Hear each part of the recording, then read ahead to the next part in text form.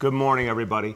We're going to talk today about the biggest challenge we have ever faced, which is COVID. We are going to talk about how we bring back New York City stronger than ever. We're going to talk about how we restore public health, restore public safety, bring our schools back. All roads lead to the same place: vaccination. Everything that we need to do for each other, everything we need to do for our city, depends on increasing the number of vaccinations all the time. And that's what we've been focused on now, this whole, over almost a year now, getting ready for the vaccinations, then making sure that they were reaching as many New Yorkers as possible, as quickly as possible. That work continues every single day. Now, New York City, people should be proud, you should be proud that we've really doubled down on vaccination. But it's against a backdrop that's really troubling. We saw just in the last few days a really horrible milestone for our country: 700,000 COVID deaths. It's painful, it's awful, and so many of them were avoidable with vaccination. As of today, 99% of the deaths in this country have been from among those who are unvaccinated. 99% of those who we've lost were unvaccinated. It's horrible, and you look at the map on the screen, that's from the New York Times, and it shows where we're losing thousands and thousands of Americans in the places where people are less vaccinated. I keep saying we got to end the COVID era, and I believe it. We can end the COVID era. We can make COVID like so many other diseases that we deal with but don't dominate our lives. We can do that, but we can only do that through vaccination. New York City has been one of the great national leaders in the vaccination effort. I want to give credit to all New Yorkers who have participated, to the vaccinators, to our healthcare team, but everyone out there, Test and Trace Corps, everyone has been a part of that. The bottom line is, if you are vaccinated, your chance of getting through this is overwhelmingly good. If you're unvaccinated, you're 10 times more likely to be hospitalized. And we've seen every day our vaccination levels increase, we've seen our hospitalization rate go down. And it's really gone down in a big way in the last days. We're going to talk about that. It's very exciting to see the impact of all these vaccinations. Now, we said months ago we're going to use a strategy of mandates and incentives. We needed both. Incentives play a role, mandates play a role. We've had three key elements. We've been doing this since July: the $100 incentive, the workforce vaccine mandates for our public workforce, and the Key to NYC requirement for indoor dining and entertainment and fitness. These three strategies together have had a profound impact. As of today in New York City, from the beginning of our effort, we're past 11.5 million doses of vaccine given. And a lot of that is because of what we did in recent months with incentives and mandates. Since we announced the incentives and the mandates starting in July, over 1.7 million doses. This is from late July to now, so just over 2 months. Over 1.7 million more doses, a 45% increase in the daily rate for vaccination in this city since we announced these new approaches. Look, here's my message to all the mayors of America. Here's my message to all the governors of America. Put these mandates in place. Put these incentives in place. They work. Do it now. Save lives and ultimately save this country from a longer crisis that could hold us down for months or even years. If we don't stop COVID, we could have a prolonged problem, as opposed to really ending the COVID era by next year, which we could do with enough vaccination. We're going into the winter. We know the winter is a really challenging time with COVID. Across this country, from last December to February, 200,000 deaths. We can't let that happen again. It can be stopped. People can be saved with vaccination. There are 70 million people in this country who remain unvaccinated. It's a staggering figure, but it can be overcome. But cities and states need to step up. Put that $100 incentive in place. It clearly works. We've proven it. Put the mandates in place for public workforces. Put the mandates in place for indoor dining. Do the things that people will respond to. Now, one of the most important actions we took was the mandate for our schools. Our parents needed to know their kids would be safe. They entrust us with their children. It's one of the most sacred things that happens when a parent says to a school community, I'm letting you have my child for the school day. Please help them to grow, please help them to learn, but you gotta keep them safe. That is what this mandate is all about. Every adult in our schools is now vaccinated, and that's going to be the rule going forward, and that's the way to keep kids safe and the whole school community safe. This has been now looked at by the court system over and over and over again. The New York City vaccination mandate for our schools has been upheld over and over in state court, federal court. There was an appeal to the Supreme Court on Friday. The Supreme Court made clear the previous court decisions stand, and so consistently what courts have said is New York City has a right to put this mandate in place for our schools, for the adults in our schools. It's the right thing to do. And as of today, all the employees in our 1,600 schools are vaccinated, and that is unprecedented. And that's on top of all of the layers of protection, all the health and safety measures that make up that gold standard that we put in place last year that's continued to deepen this year. Here are the facts as of this morning, and I think everyone's going to be pleased to hear this report. As of now, 95% of all full-time DOE employees are vaccinated. 96% of all teachers. 99% of all principals. An amazing effort, and I want everyone to know, since the mandate was announced for our schools, August 23rd, over 43,000 doses given to employees of our public schools. So much has been done. Thank you to everyone who participated, but I really want to thank the leader of the effort because she believed from the beginning this was the way to go, and she made clear to everyone we had to get there together, and she achieved it. My great pleasure to introduce our Chancellor, Misha Ross Porter. Thank you, Mayor de Blasio. And as you've said, we've been climbing the ladder to this moment for months. And now 95% of all full-time DOE employees are vaccinated. This morning, I visited PS5 in Bed-Stuy, a true hidden gem in District 16, where Principal Gates shared that 100% of her staff got vaccinated, no staffing losses at all. It was just like a regular day for them. Parents dropping off their babies, educators welcoming their students into class, and every single staff member in the building vaccinated. It was wonderful. What does 95% vaccinated mean? It means our employees and staff members, as we've said, are doing their part to keep their community safe. It means there is an actual bubble of safety around our children in their school buildings, beginning today and every day going forward. With 100% of adults in buildings vaccinated, New York City schools are the safest places to be. And our incredible vaccination mandate made this possible. Every employee from pre-K to adult education, from the Bronx to Far Rockaway, cares deeply about our students, and that's how we got to this moment. Now, this used to mean staying after class with a student or bringing in school supplies for those in need. But in the age of COVID-19, it also means getting vaccinated. And I want to personally thank everyone, every educator, every food service worker, every school safety agent, every principal, assistant principal, every substitute teacher, every custodial worker, and every single employee in our system who stepped up and took this vital step to keep our children safe. 18,000 new shots were given out since last Friday. That's an incredible surge. To those who have not yet gotten vaccinated, it's never too late to get the life-saving vaccine. Get your first dose today. You are more than welcome to come back to work. Our students need you, our city needs you. To parents who are worried about disruption in our babies' schools this week, we are prepared for this moment. We've been working so hard to get to this moment.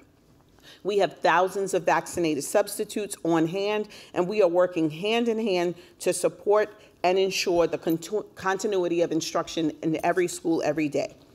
A benefit of being the largest district in the nation is that we have the largest village of dedicated adults prepared to step up for our young people. This week, vaccination sites will continue to be in every single school with students ages 12 and over. They are there to provide both first and second doses. And we're happy to announce that today we're starting our first round of second doses in our schools for our students. If you are a mom or dad who's been sitting on the fence, now is the time to have your baby get vaccinated and be protected from COVID-19. Vaccination means more time in school, access to sports and extracurriculars, and more importantly, a faster return to our normal. Once again, thank you to every staff member who got vaccinated. Every single one of you is such an important piece in the armor protecting us from this pandemic. And thank you, Mayor de Blasio, for making sure school staff are vaccinated and reassuring parents citywide. Together, we are making sure our kids can stay in school safely and get the excellent public school education they deserve in each and every one of our New York City public schools. Thank you so much, Chancellor. And Chancellor, I know that a huge amount of work went in with you and your team to get ready for today. I'm hearing really good reports from around our school system, our 1,600 schools, that the right steps were taken to keep everything moving forward. But it all begins with that amazing fact: 95% of full-time DOE employees have now received at least one dose of the vaccine. That's amazing. I want you to now hear what this means to families, what it means to parents, what it means to kids. I want you to hear from a parent from the Bronx, and she went through, like all of us, all the challenges of COVID in the last year and a half, but parents went through particularly tough challenges, trying to make sure that their kids could keep learning and growing even with all the problems surrounding them. And parents want to make sure that that environment is safe going forward because they want their kids in school. Paula Ellis has a 7-year-old and a 13-year-old at PSMS 5 in the Bronx. I want you to hear her story. Welcome, Paula Ellis. Thank you, Mayor de Blasio and Chancellor Porter. My name is Paula Ellis, and I'm the proud parent of a 7 and 13-year-old in the Bronx. I want to thank every educator who stepped up and got vaccinated. The last 2 years have been hard on both the parents and the teachers. Parents became teachers, and teachers were separated from their students, the young people they do their job for. Every one of us has had to make the best choices for our children, often based on science that change daily and a hope that it will become better. It was hard on us as adults, but even harder on our children. I kept my children remote last year because I had to weigh safety against everything I know about the schools provided them. They were separated from their friends, their teachers, and their education. When I heard that the mayor and the chancellor announced that every staff member will be vaccinated, I knew this year would be different. We had these amazing vaccines today. I can rest assured that my children have a powerful layer of protection around them. I know that every caring adult that comes in contact with my children today are vaccinated. My 7-year-old, who cannot be vaccinated yet, can go to school. I know he is protected by all the safety measures that keep him safe, which now include vaccinations. For my 13-year-old, he is vaccinated, and I know that his education will face fewer interruptions as he continues his high school journey. So I also want to thank every educator, principal, food service worker, and safety agent, and every caring adult who got vaccinated is making sure that my babies are protected. Also, thank you, Mayor de Blasio.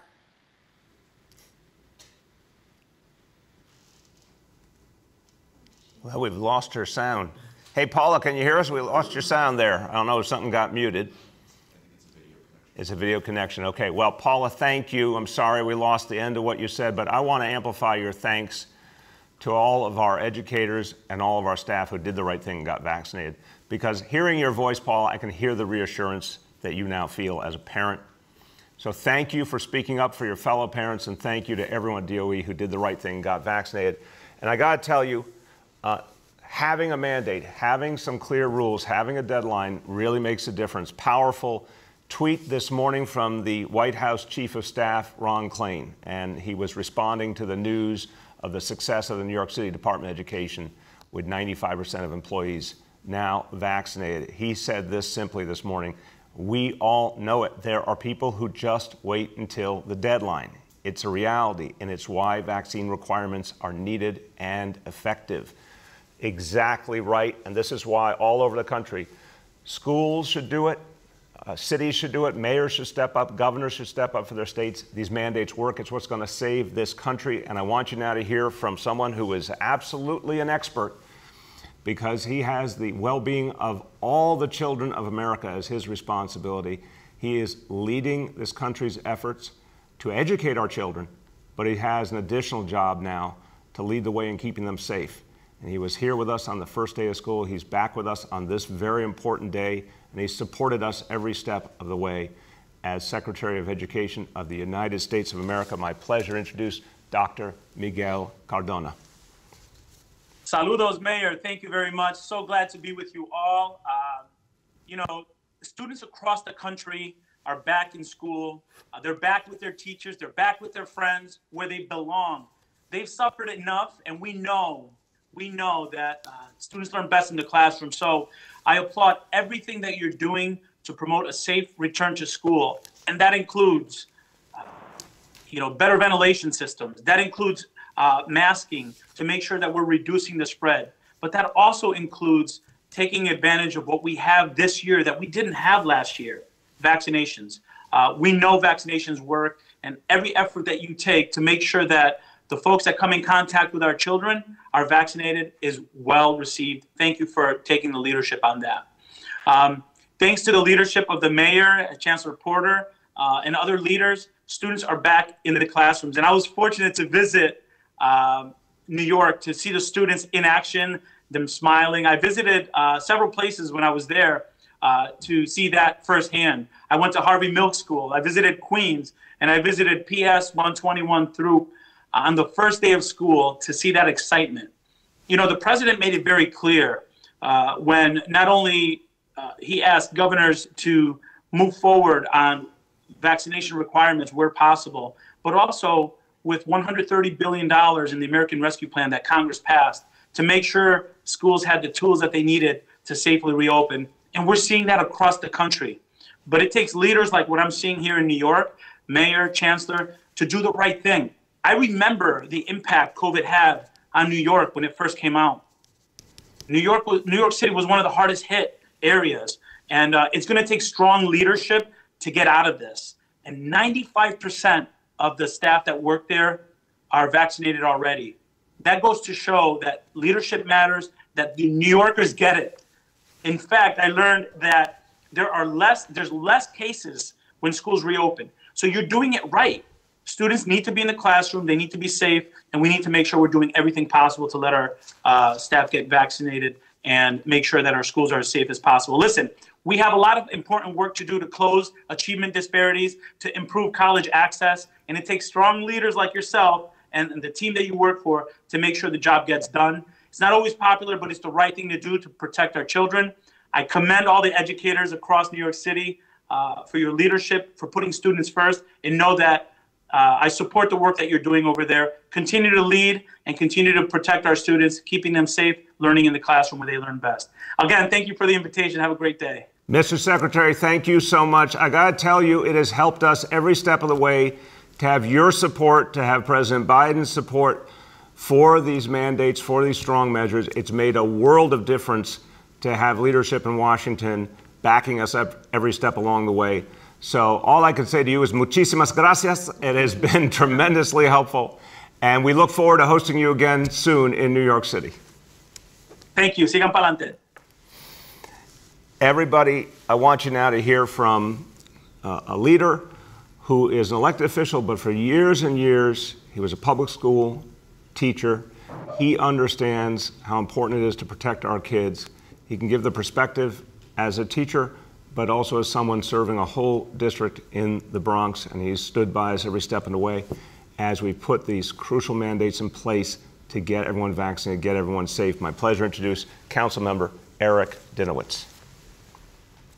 Thank you, Mayor de Blasio. You keep mentioning a 95% number. I think most students would be very pleased with a score of 95% on any of their tests with their report card.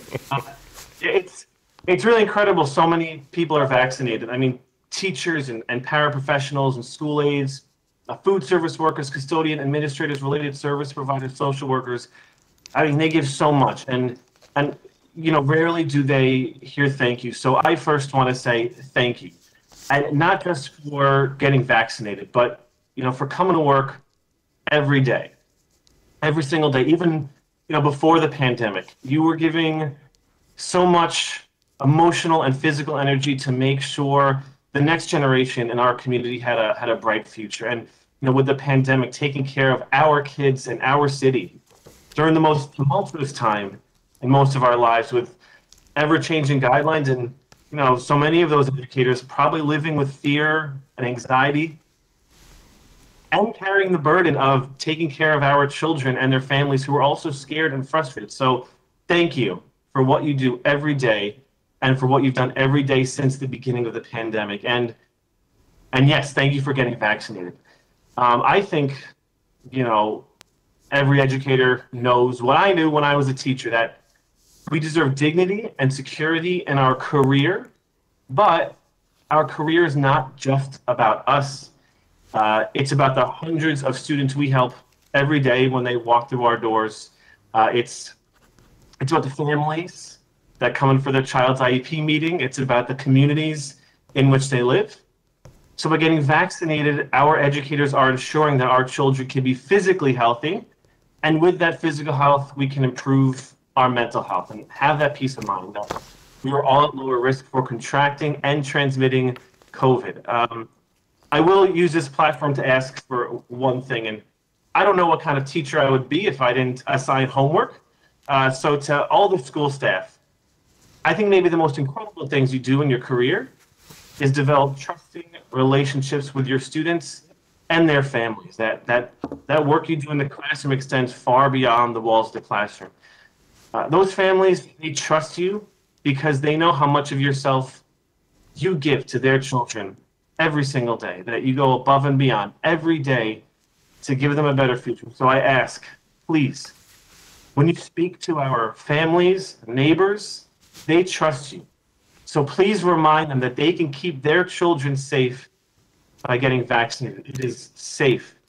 It's effective. And yeah, we're all struggling together, but if we do it together, we can beat this. And with the vaccine, continue to do what educators and parents do every day, which is make a better life for our children.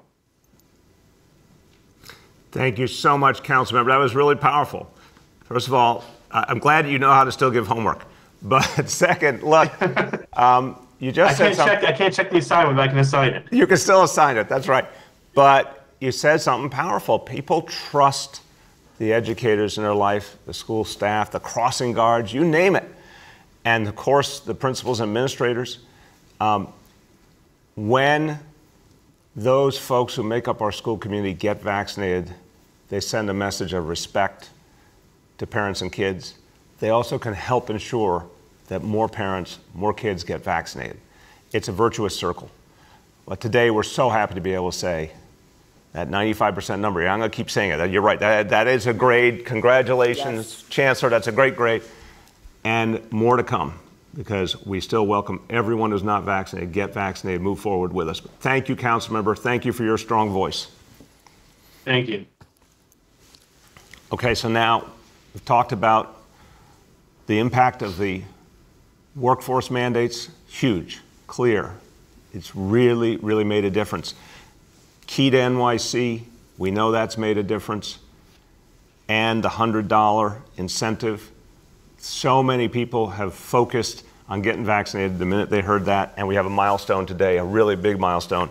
Since we started the $100 incentive, 250,000 New Yorkers have taken advantage of it. 250,000 New Yorkers who got their first coronavirus vaccine dose. 250,000 New Yorkers got vaccinated for the first time because of that $100 incentive. That's a staggering number. Around here, we're used to big numbers.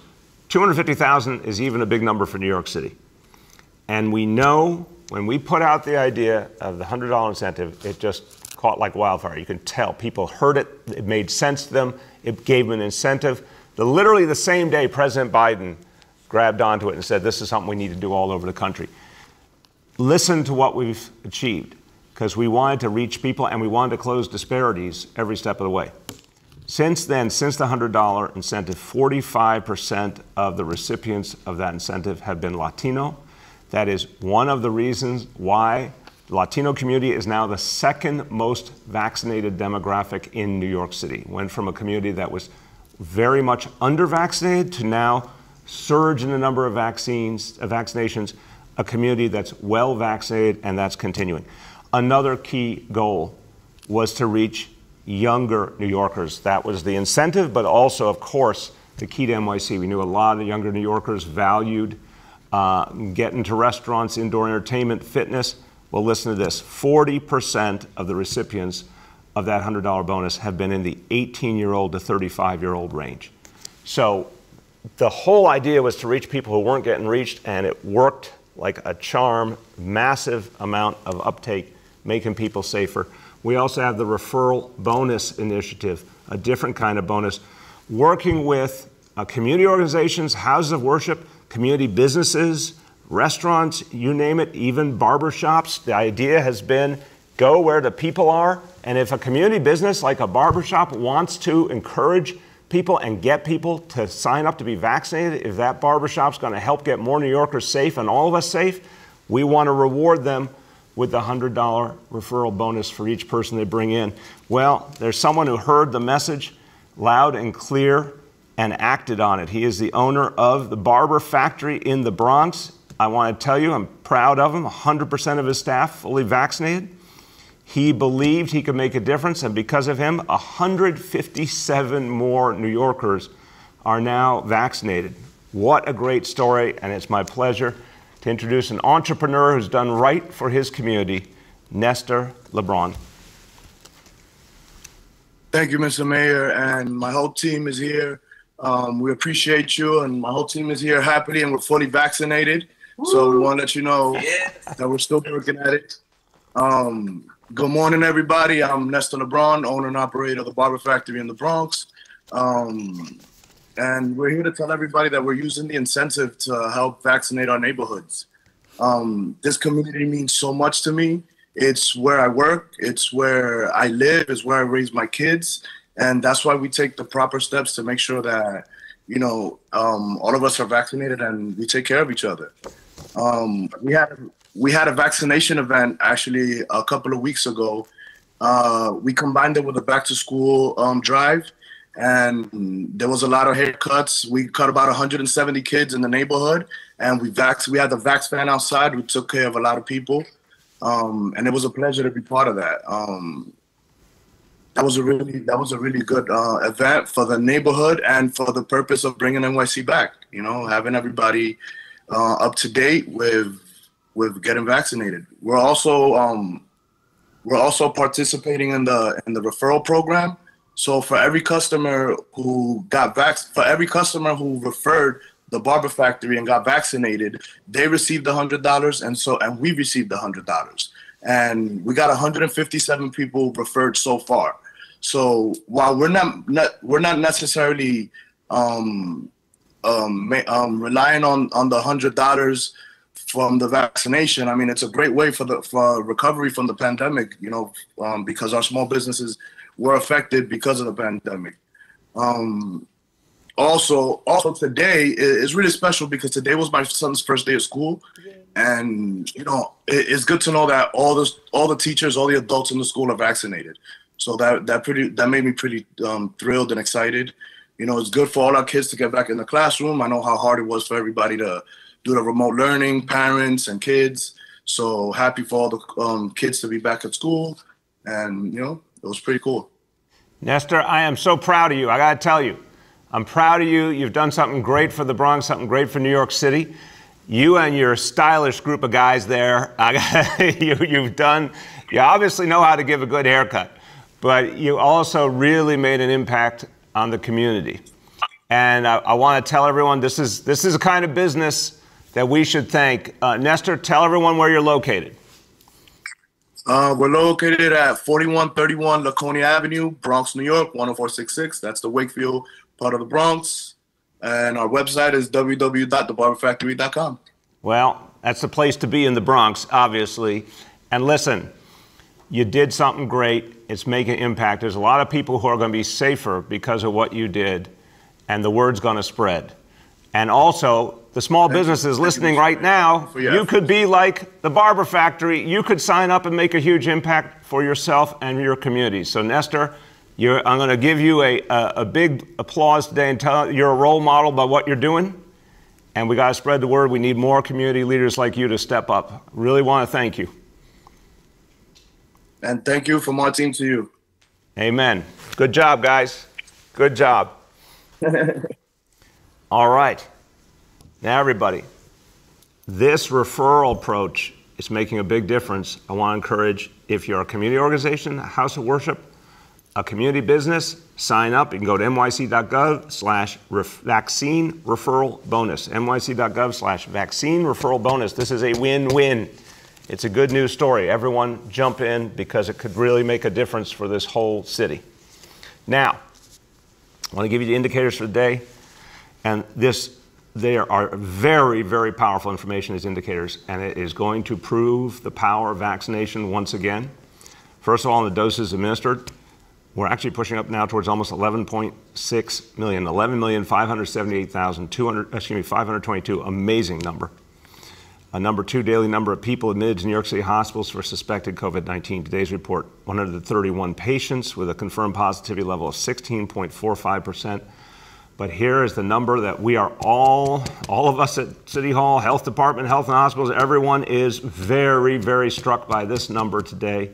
The hospitalization rate per 100,000 keeps going down. And what we're seeing today is 0.88 per 100,000. That is getting lower all the time. That's really important. To get under 1 per 100,000 New Yorkers is a very, very big deal and proves the impact of vaccination. And then number three, new reported cases on a 7-day average. Today's report, 1,073 cases. Look at that downward drop. Vaccination making a difference. Okay, a few words in Spanish on the Department of Education vaccine mandate. El mandato de vacuna para los trabajadores escolares es como mantenemos a nuestro personal y estudiantes protegidos. Todos los empleados serán vacunados y la gran mayoría de ellos ya han dado un paso al frente. Hemos dado más de 43,000 dosis desde que se anunció el mandato y estamos listos para un excelente año escolar.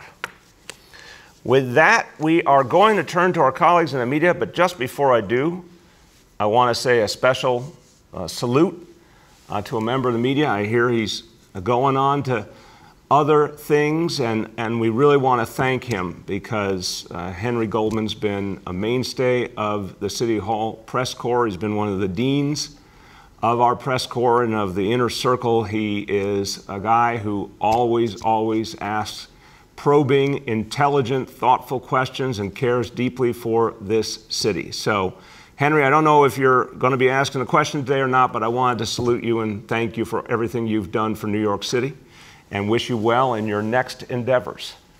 And with that, let's turn to our colleagues in the media. And please let me know the name and outlet of each journalist. We will now begin our Q&A. As a reminder, today we're joined by Chancellor Misha Porter, Dr. Dave Chokshi, Health Commissioner, Dr. Mitch Katz, President and CEO of Health and Hospitals, Steve Banks, DSS Commissioner, Marcos Soler, MOCJ Director. And with that, we're going to our first question from Andrew from NBC. Good morning. I have to admit, Mayor, I'm surprised that you're not letting Henry lead off on this day of all days. Andrew, I would. He's not there. He obviously has taken seriously going on to whatever's next because he's not putting up his hand today. But if he does, he will get right into the lineup. You can carry on his tradition. I will try to make him proud. And my question is about staffing at schools today. We understand all the good news that you've reported in terms of the vaccination rates, but I am wondering if there are any specific schools where there are staffing challenges today. In particular, we've heard that at New Dorp High School on Staten Island, there was a gap of about 20 teachers going into today, 20 unvaccinated teachers, and that doesn't include food service workers and security officers. So if you were the chancellor, can update what the situation is at that school and whether or not there are any other trouble spots across the city. I'll give you the opening and then turn to the chancellor. Andrew, look, we're looking forward to a day where anyone who is not yet vaccinated decides to change their mind, get vaccinated, and rejoin us. But in the meantime, we were ready with thousands and thousands of substitute teachers and other personnel ready to go in, obviously some of our central staff. The bottom line is that's a number in that school we can handle. That's a big school. But in terms of the overall picture today and how it's being managed, I'll turn to the chancellor. Yeah, so like the mayor said, we've been, first of all, monitoring every school throughout the last week, since our last decision, the last decision in our favor, to monitor vaccination locations sites that were low. And while New Dorp, 20 staff members in a school of that size, while not insignificant, was fully covered by the work of the superintendent, by the work of the central staff, and by subs. And what we want to continue to do is encourage our staff members. We want them in our buildings. We want them in our schools. We want them with our students. We want to continue to encourage them to be vaccinated, and we're going to continue to work with every single school to make sure we're covered. Amen. Go ahead, Andrew. Mayor, a political question for you. I know last week you talked about still wanting to serve. The timeline on the governor's race seems to be accelerating rapidly. This morning, the head of the Democratic Party, Jay Jacobs, making a speech in which we understand he's urging folks to sort of line up behind Kathy Hochul. Wondering, you yourself, why would you not want to give the first woman in New York State history a longer chance to serve? Why would you not want to make your intentions move sooner rather than later? Look, Andrew, I appreciate the question. First, I'd say I think you can tell today what we're focused on. We just achieved something a lot of folks said would be impossible by getting our school system now, all the adults, to 95% vaccinated. That's what I'm focused on, fighting back COVID, ending the COVID era, keeping the city safe. There's definitely still time to talk about the future. I've made very clear I want to keep serving the people of the city and the state. There'll be plenty of time to talk about that. There's also, good people who are considering running for different roles. That's part of the democratic process, and I think that's healthy because it helps us all to have the kind of debate we need on where this city, where this state are going in the future. There's a lot that needs to be fixed. So I look forward to being a part of that discussion. Next, we have Juliet from 1010 Wins. Hey, good morning, Mr. Mayor. And like you, I do salute Henry Goldman if he's listening, and I hope I get to see him soon. But to you, Mr. Mayor, given the success of the mandate in schools, will you be applying the mandate now to all city agencies and government employees? Juliet, we've been, throughout this whole process over months and months, said we're looking at any and all options. We've been climbing the ladder, as I like to say, very, very steadily. This one was particularly important to get it right. We also had, obviously, a number of court challenges, but what's come through very, very clearly is we've won every single one of those court challenges. So these mandates work. We're going to consider in the days ahead what else makes sense to do. Go ahead, Juliet. Yeah, just to follow up on that. So are there any particular agencies that you feel would have priorities or given that there are lower skewing numbers, let's say with the NYPD, that you would mandate that? Again, Juliet, we're going to look at the whole picture. We really, this became very clear, both in terms of showing we could make the logistics work, making sure we could serve people properly, serve our kids, serve our families, and also deal with all the court challenges. This has been where our focus has been. We're going to look at everything else now, and as we make decisions, we'll certainly give updates. Next, we have James from Pix 11. And good morning, Mr. Mayor, and to everyone on the call. I was going to begin with some kind of comment about Fenway tomorrow night, but lucky for you, I'll also pay tribute to Henry Goldman, an excellent, excellent human being. And I want to pay tribute to you, James. You're the number 3 hitter today, which means power, grace under pressure. A guy who always produces in the clutch. I will do my level best. Why don't we start with this? UFT President Mulgrew criticized you for not implementing the vaccine mandate sooner in a statement he made about an hour and a half ago. I'd welcome getting your and Ms. Ross Porter's reaction to that, please. I haven't seen the quote. I'll start. I'll turn to the chancellor. You know what? God bless is what I want to say. 95% of full-time staff vaccinated. We pulled this off in the way we believe would work for our kids, for our families, for our school communities. We've got this success now. You know, you can always do hypotheticals and be Monday morning quarterback, but we've got this success now. I think it speaks for itself. James, Chancellor, what would you like to say? I would just add, having not seen the quote either, I am elated at what we were able to accomplish today with the help of our entire DOE family stepping up and getting vaccinated. And so this was the moment we were supposed to get to. This was the day this was supposed to happen. And, you know, I just will say thank you to the 95% of our workforce that's vaccinated and protecting our children. Thank you. Go ahead, James. Thank you both. Also for both of you, somewhat related, the numbers that we're seeing, it's about 20% of school safety agents remain unvaccinated.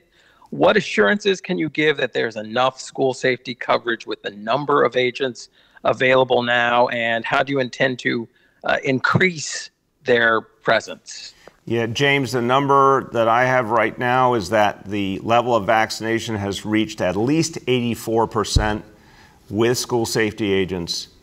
And we expect that number to climb. We've seen this here and around the country. A lot of people get vaccinated, most people get vaccinated by the deadline, and then you do see some others get vaccinated in the days immediately after. So we're at least at 84% now. I think that number will go up. We had a long discussion yesterday of the deployments that were being made, prioritizing certain schools, making sure that the school safety agents we had were in the right places. And I think the DOE, working with NYPD, did that effectively, but I'll let the Chancellor give any other update on that. Yeah, no, we've been, again, working really closely with school safety and making sure that our buildings are covered. We pulled staff members who were not working in school buildings into school buildings. And again, we've seen jumps every single day. And so we're going to continue to encourage our staff to get vaccinated. We're going to continue to work together and expect to watch those numbers continue to go up. Thank you very much. Go ahead. Next, we have Katie from the city. Hey, good morning, Mayor de Blasio, and all praise to Henry, although I hope for his sake he's not listening today. He's out having fun or something. Well, wait, Katie, I really couldn't. I can't make out your words well. Let's start that again. I don't know. Is that on our side or her side? Because I couldn't hear it. Try again, Katie. Can you hear me now? Yep. Can you hear me now? Yep. I just wish you a good morning and well wishes to Henry Goldman, although I hope for his sake he's not listening today. He's doing something more fun. Yeah, amen. Amen. But I wanted to ask you, there was some reporting this weekend from my colleagues at the New York Times and the New York Post about Core Services Group, which has multiple homeless contracts with the city. And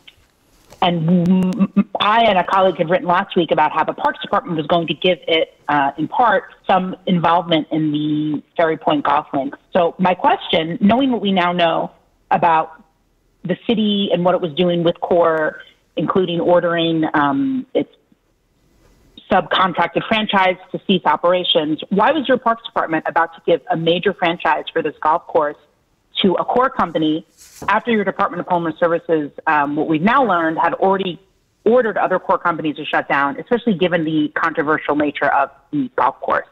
Yeah, well, what I'd say is this. The golf course itself is not the problem. The problem is who used to run it.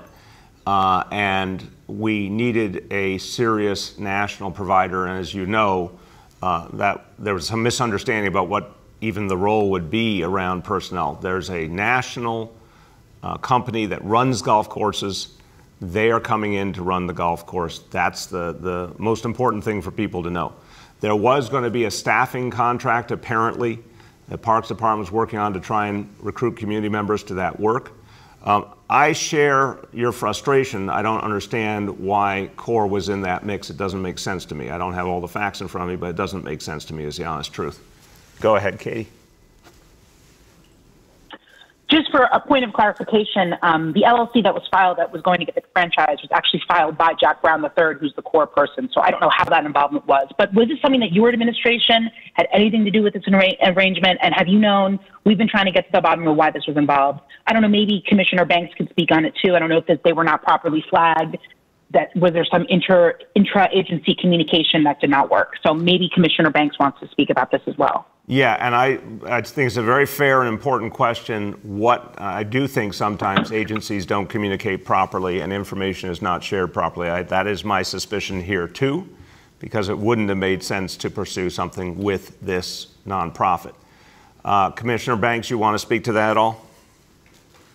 All I can say is that with this particular not-for-profit, we've been working with DOI, with MOX, and as Katie, I appreciate your acknowledgement of the actions that we've taken to deal with this situation.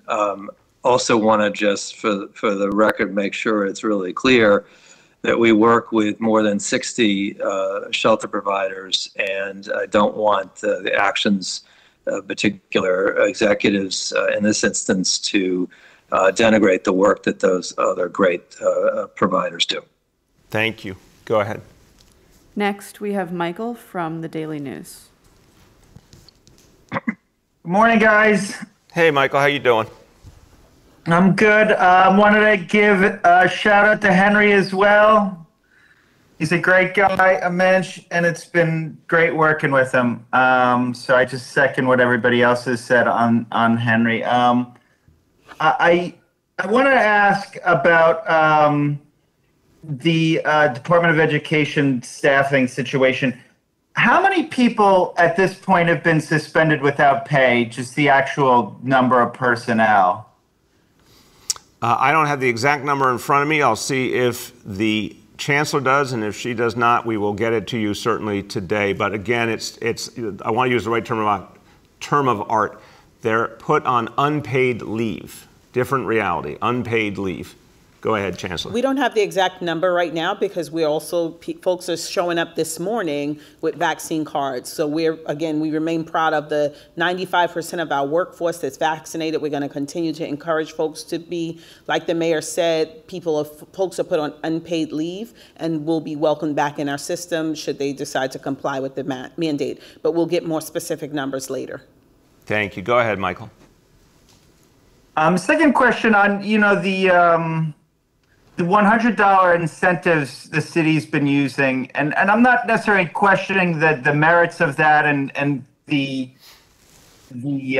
what you've achieved on it, but do you find it like a bit?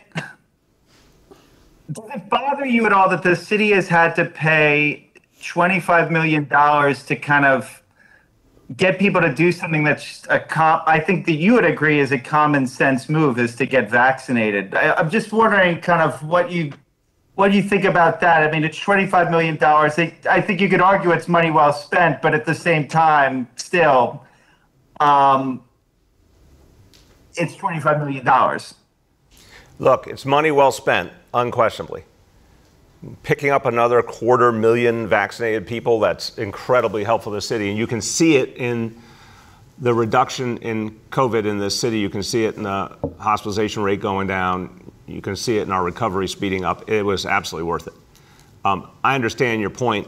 I really wish people had heard all of the science, all of the facts, all the information that was being offered to them and done the right thing before the incentive. But I do want to say with some sympathy, people have been fed a nonstop diet of misinformation very much coming out of the reality of the rise of Donald Trump and all the forces unleashed by it. And beyond that, there's a lot of distrust out there. There's a lot of distrust of authority that has grown and grown and grown. In my lifetime, I'm kind of shocked, honestly, that we went from too little questioning of authority to the point where now, even when the authorities are right, they are not believed by lots of people just for showing up. You know, there's just literally an inability to hear even our healthcare leaders when they're telling the truth. And that's sad to me. So I think, Michael, it's a reflection of the times we're living in. I don't think it has to be this way forever. I think people will get it at some point and start to give a little more respect to the folks out there who really are offering them the truth.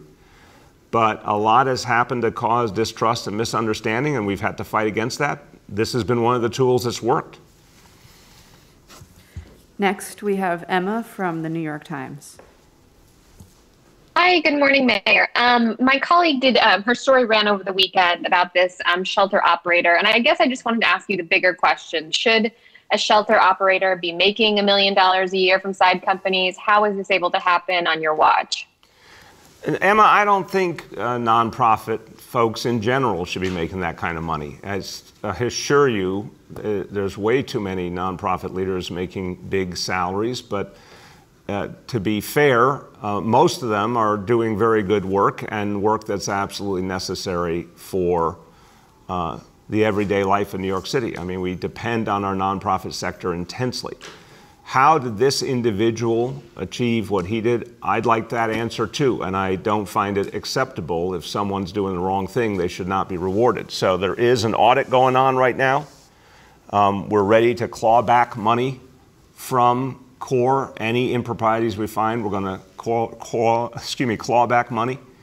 Anyone who should not be working with us anymore, we have a history of using our powers to make sure that nonprofits don't work with us anymore or individuals don't. So we need to see a lot of change there. If they make changes, we'll keep working with them. If they don't make changes, we'll stop working with them. Go ahead, Emma.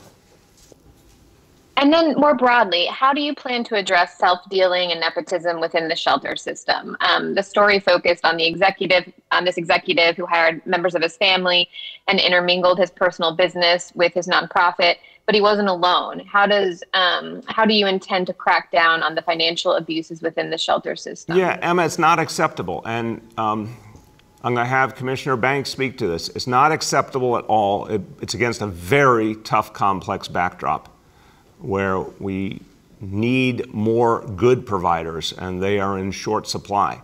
But we have an obligation to provide shelter. It's the law in this city. Thank God it's the law. It's the reason we don't have the tent cities that you see all over the West Coast and so many people on the streets. You know, we have several thousand people on the streets. We're working every day to get them in. In West Coast cities, that's tens of thousands of people. So right to shelter comes with the obligation to provide all the services. That is hard to achieve. But any self-dealing executive or any nonprofit doing the wrong thing, we got to either get them to change or get them out. Commissioner Banks, you want to speak to that? I do. Thank you, Mayor. I completely agree with what you said, but I want to add a few other aspects to this, Emma. First, I said this earlier in response to Katie's question. I think it's very important to emphasize this, that we have more than 60 not-for-profit providers who do extraordinary work. And I don't want them tarred with this broad brush because there are individual bad actors. I think what is important here as well are two things. One is, before we integrated the Department of Homeless Services into the Department of Social Services several years ago, we didn't have the full range of tools that we now have to uncover conduct that isn't appropriate. And as was reported over the weekend, we did uncover there was inappropriate subcontracting and directed that be addressed. And as the mayor indicates, we'll be focusing on whether we were overcharged and taking action with respect to that following the continuing review. But we have directed and the Corps has agreed to undo these subcontracting arrangements. Second of all, and the mayor was very clear about this several months ago, that we should work with DOI and obtain independent monitor to review all of the various practices with regard to conflicts of interest and nepotism. That review is ongoing. We have a goal of completing it by the end of the year, even though it's the kind of review that should take much longer.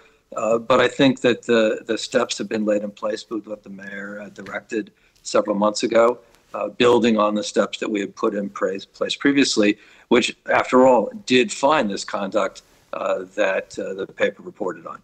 And we then took the actions that the paper reported on. Thank you very much. We have time for 2 more today. Next, we have Elizabeth from WNYC. Elizabeth? Elizabeth? Oh, hello? Hello. Oh, there I am. I'd like to ask a follow-up to Emma's question about the shelter operator. So you're saying that if Corps doesn't make changes, we'll stop working with them. It seems as if they've already, the commissioner just said that the city did uncover inappropriate subcontracting. How many chances does a shelter operator get before the city stops working with them? It's a great question, Elizabeth, and I do want to emphasize again, I think it's respectful to the people of New York City and respectful to the members of the media to not dumb this down and point out this is one of the really tough realities we face. There are only so many organizations that provide the services. We have a legal obligation to provide shelter. We have to do it as best we can. If an organization is unacceptable, we get rid of them. If they can be fixed, if we can work with them to make reforms and they provide a good enough product to serve people who are homeless, we are going to keep trying to fix that if we can. It's not as simple as just get rid of everyone who does anything wrong anytime they do it, because there would be very few left. We got to get it right. That is a high bar. I want to be clear. We will not accept self-dealing. We will not accept any corruption. We will not accept anyone who doesn't serve our homeless folks right. But we also have to provide support to all homeless people. It's the law. So with that preface, Commissioner Banks, please add on. Thank you, Mayor. Just to amplify a little bit further, look, since the integration of the Department of Homeless Services into the Department of Social Services, our track record has been to phase out and stop doing business with providers that we did not believe we could reform. Also, it's important to know that, look, one strike and you're out policies haven't worked in many different contexts. And it's important when we discover information about potential wrongdoing that we not rush to judgment. Sometimes it can just be a mistake. Other times it can be nefarious. In this instance, we found information that was troubling. We took prompt action, and the provider has agreed to restructure the way that it does business to eliminate the subcontracting problem. The providers also agreed to a review that we directed of executive compensation. And as the mayor indicated, and we've indicated, where there is improper funds that were used for the conduct that we flagged and directed them to stop, we will claw that back.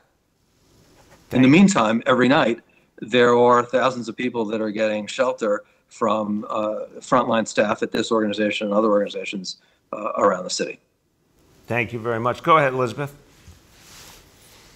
Our education reporter, Jessica Gould, is hearing from principals who say that substitutes are not applying for or filling in for teachers.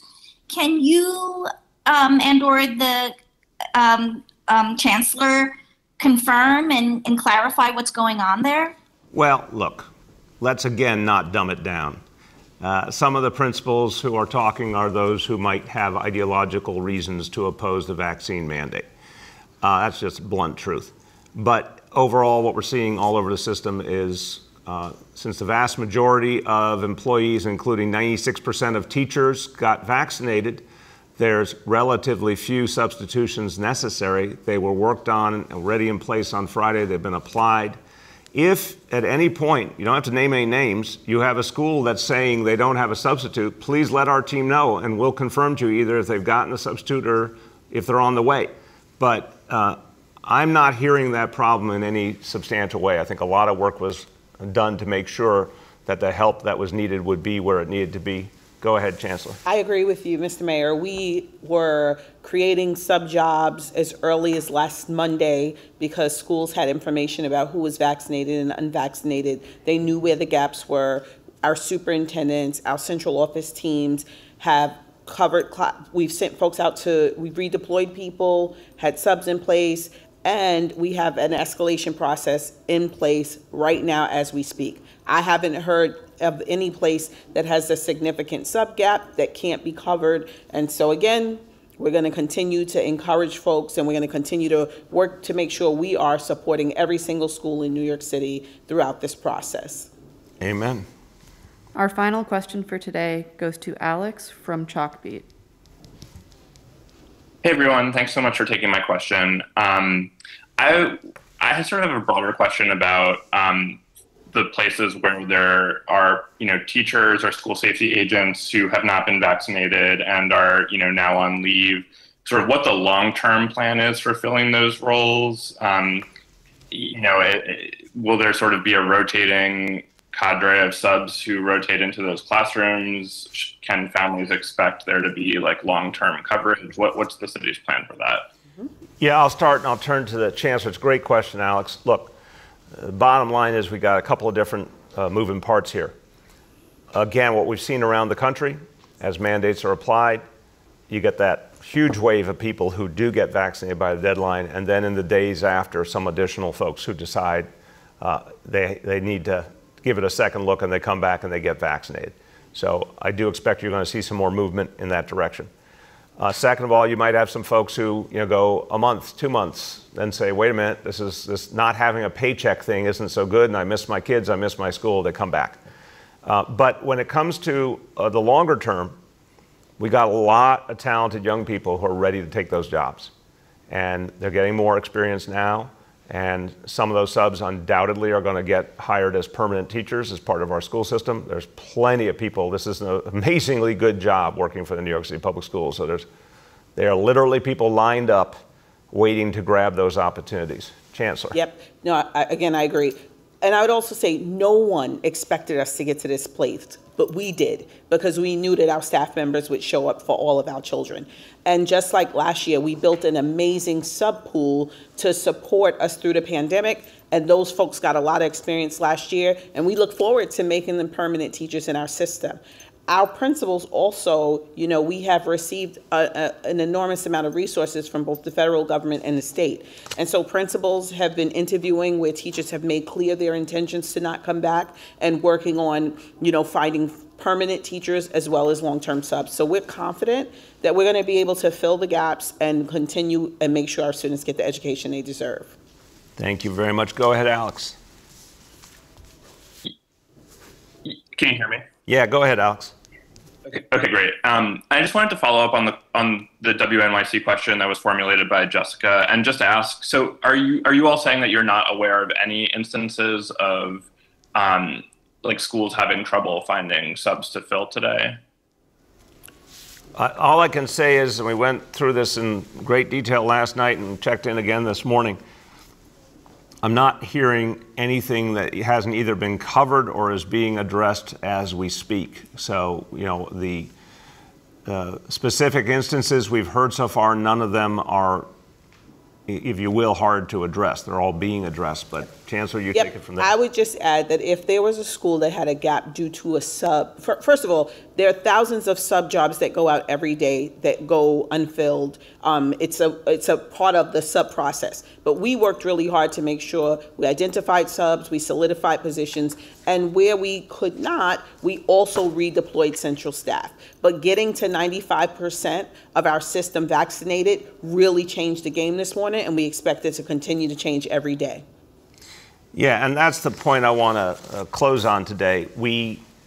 Sir, there's been a breach in protocol. We have a final word Oh, wait. From the one and only Henry Goldman. Henry Goldman, ladies and gentlemen. Henry, did you get to hear the nice things that I was obligated to say about you because they're true? Did you get to hear them?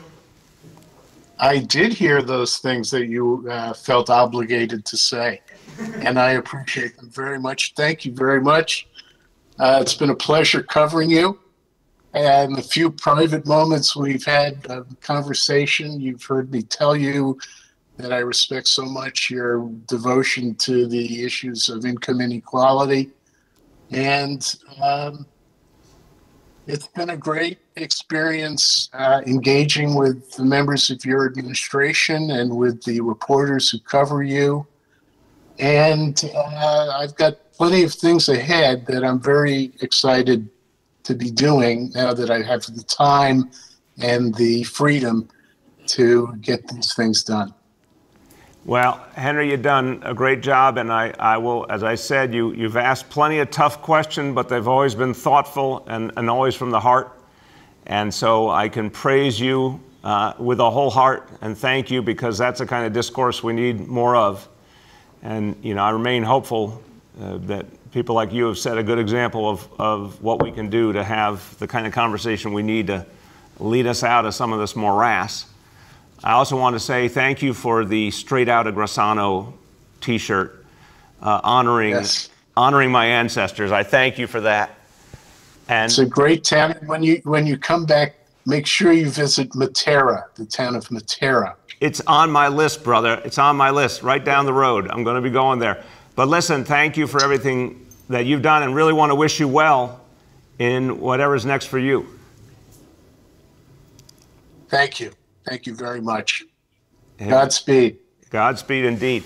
And as we conclude, just everyone, that 95% number.